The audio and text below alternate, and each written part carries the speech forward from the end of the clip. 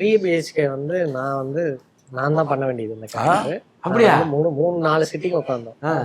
அதான் சொல்றேனே, இப்படிதான் வருது. Okay. இங்கதான் இருக்கு எல்லாமே. முன்னாடி நான் ஆடிஷன் அட்டெண்ட் பண்ணேன். அந்த கேரக்டருக்கா?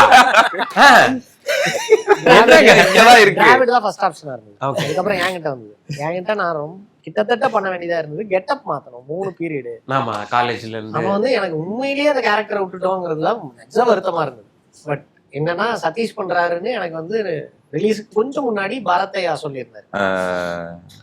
மீட் பண்ணப்போ தலைவா நம்ம டீம்ல இருந்து நம்ம பையன் தான் பண்றாப்ல. அப்ப எனக்கு இவரு சதீஷ் பழக்கமே இல்லை. இப்பதான் பாக்குறோம் நேர்ல ஃபர்ஸ்ட் டைம் தான் பாக்குறோம். ஆனா எனக்கு உண்மையிலேயே ரொம்ப ரொம்ப ஹாப்பியா இருந்தது. ஏன்னா ஒருத்தருக்கு கிட்டத்தட்ட லைஃப் கிடைக்கிற ஒரு படமா இருந்தது.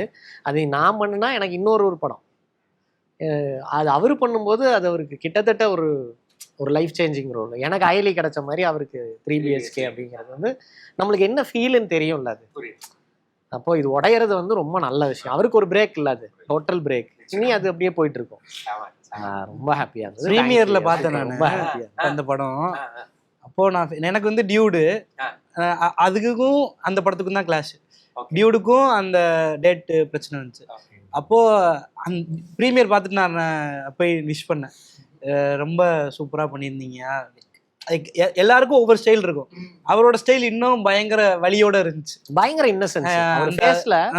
நாங்கெல்லாம் நடிச்சிருப்போம் திருவாத்தானுங்க, நாங்கெல்லாம் இன்னசென்ட் எல்லாம் கிடையாது. அவர்கிட்ட நிஜமாவே ஒரு இன்னசென்ஸ் பாக்குறப்போ உண்மையிலேயே ரொம்ப ரொம்ப ஜஸ்டிஃபைடு கேரக்டர். எனக்கு நானும் டிராவிடும் ஒத்துக்குவாரு. டிராவிட விட என்னைய விட அவருதான் அந்த கேரக்டருக்கு போறாரு.